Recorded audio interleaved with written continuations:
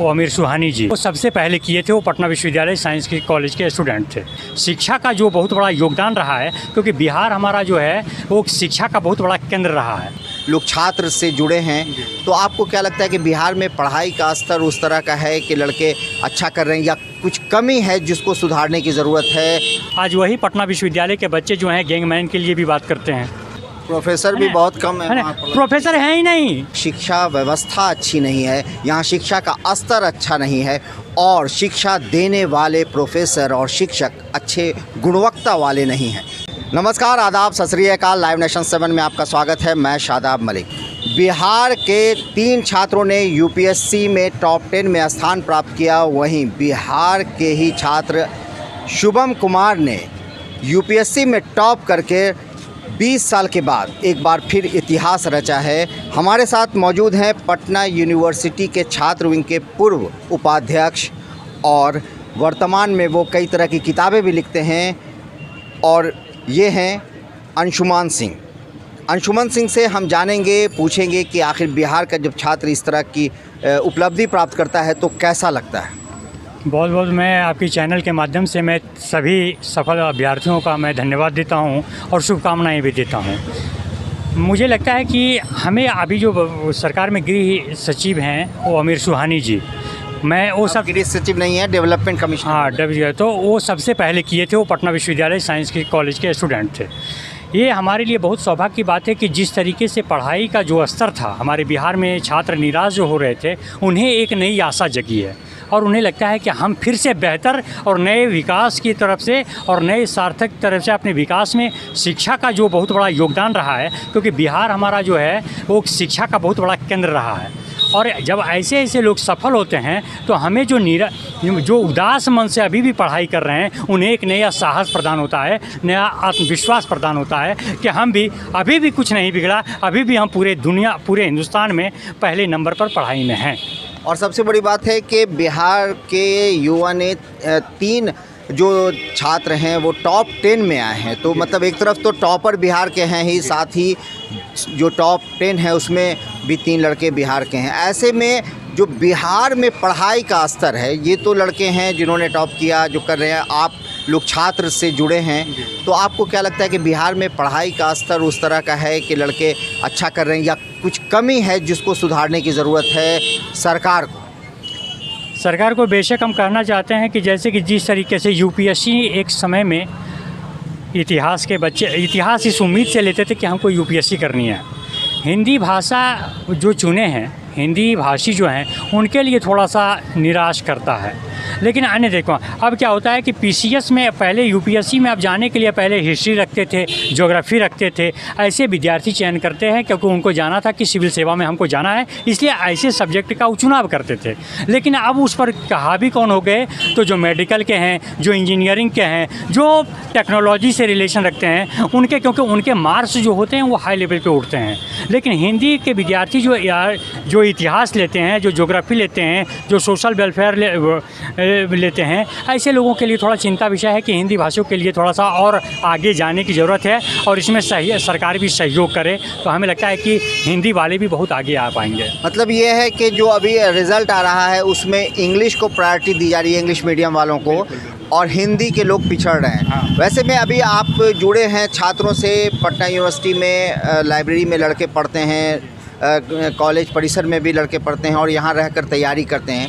तो क्या लगता है कि जो आयोग है बिहार का, जिस तरह से वैकेंसी आ रही है और छात्रों को एक वैकेंसी आती है 10-10 साल, कभी कभी कुछ वैकेंसियाँ लटक जाती हैं, लंबी चलती हैं, तो ऐसे में सरकार को ये भी सुधारने की ज़रूरत है, आयोग को सुधारने की ज़रूरत है?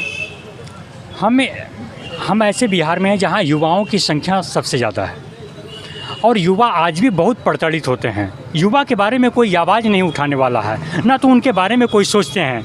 आप पटना विश्वविद्यालय सिर्फ आईएएस पैदा करते थे। माने एक ज़माना था कि जब पटना विश्वविद्यालय में कोई माँ बाप अपने बेटे को पढ़ाने भेजते थे तो उनका उम्मीद रहता था कि मेरा बेटा आईएएस से नीचे नहीं सोचे। आज वही पटना विश्वविद्यालय के बच्चे जो हैं गैंगमैन के लिए भी बात करते हैं, है ना। स्वीपर की बहाली मिल जाती है तो उनके लिए लोग बेचैन हो जाते हैं, क्योंकि पढ़ाई का जो स्तर होना चाहिए वो आज भी हम उस तरीके से नहीं हो पा रहा है जो कि होना चाहिए। आज शिक्षक नहीं है, कहीं डिपार्टमेंट जाइएगा तो पढ़ने का जगह नहीं है, कुर्सी नहीं है, बेंच नहीं है, टीचर नहीं है, अच्छे शिक्षक नहीं है, तो क्या आप उसके लिए क्या आप बात कर सकते हैं कि हमें उस तरीके का हमें अच्छी शिक्षा प्राप्त होगी तो हम IAS निकाल लेंगे। तो ऐसी पढ़ाई से ना तो IAS की कल्पना कर सकते हैं, ना तो निचले स्तर की कोई नौकरी की कल्पना कर सकते हैं। सिर्फ हम लोग माने एक ऐसा टेक्नोलॉजी है, एक टेक्नोलॉजी के दुनिया में हम आज भी कितने पीछे हैं, आप देख रहे हैं सबके। तो हमें उस चीज़ को भी पकड़ना होगा, आधुनिकता की शिक्षा की पढ़ाई को भी पकड़ना होगा, तभी हम आगे बढ़ सकते हैं। तो कहीं ना कहीं आप ये मानते हैं कि जो स्तर है, अभी भले ही बिहार के लड़के ने टॉप किया है वो अलग बात है, मगर जो बिहार में स्तर है पढ़ाई का या फिर यूनिवर्सिटी का, जो खासकर पटना यूनिवर्सिटी बिहार का टॉप यूनिवर्सिटी माना जाता है, पटना के जो कॉलेज है, पटना कॉलेज न सिर्फ बिहार बल्कि देश के सबसे पुराने कॉलेज में इसकी गिनती है। और एक वक्त सच बोला आपने कि एक वक्त ऐसा है था कि जब यहाँ एडमिशन हो जाता था तो लोग निश्चिंत हो जाते थे कि अब उन्हें कामयाबी मिलनी है, मगर अब वो असर नहीं है। तो सरकार की तरफ से ये कहीं ना कहीं जो है वो नज़रअंदाज किया जा रहा है शिक्षा व्यवस्था को। मैं आपको बता दूं कि आधा से अधिक मिनिस्टर हमारे बिहार को संभालने वाले पटना विश्वविद्यालय से ही हैं। पटना विश्वविद्यालय से निकल के ही बिहार की राजनीति से लेके राष्ट्रीय लेवल की राजनीति होती थी। लेकिन आज वहीं शासन का अगर कोई आदमी चुनाव के जीत भी आता है तो ना तो उसका अस्तित्व है, क्योंकि आजकल आर्थिक युग है ना। अगर मेरे पास पैसे नहीं है तो हम जीत करके भी हम कुछ किसी का नहीं भला कर सकते हैं। दूसरी बात है कि हमें सरकार से हम अनुरोध करते हैं कि पटना विश्वविद्यालय को आज भी हम सिर्फ एक्सपोर्ट बोल करके हम उनके नाम को कितना दिन हम आजमाएंगे। हमको कुछ नया टेक्नोलॉजी आज माने पूरा होता था कि एक ज़माने में साइंस कॉलेज नाम से फेमस था। साइंस कॉलेज में एशिया का सबसे बढ़िया वहाँ प्रयोगशालाएँ थे।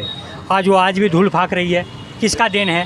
प्रोफेसर भी बहुत कम है ना, प्रोफेसर है ही नहीं। ने पटना विश्वविद्यालय का दरभंगा हाउस इसके लिए जाने जाते थे कि हर साल दरभंगा हाउस से 4 एक ऐसे करके IAS निकलते थे। पटना कॉलेज से कितने IAS निकलते थे, नेता भी निकलते तो IAS भी निकलते थे, है ना।